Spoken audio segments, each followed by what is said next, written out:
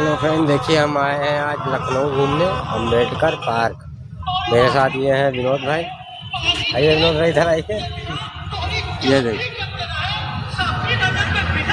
और हमारे भाई साहब भी आए हुए हैं। ये देखिए, हम लोग आज आए हैं, रात हो गई है, बहुत देर हो गया आने में। पार्क तो बंद हो गया है, लेकिन बाहर से हम लोग घूम के जा रहे हैं वापस।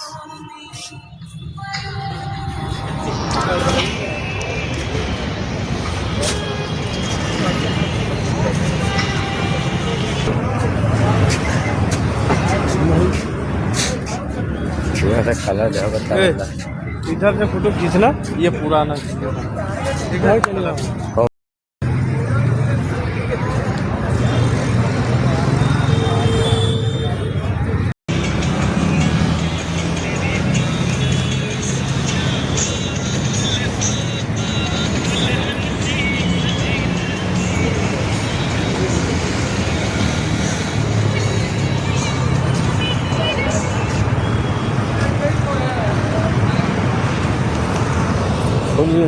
मस्त खींचे, बड़ी खड़ा था भाई नहीं।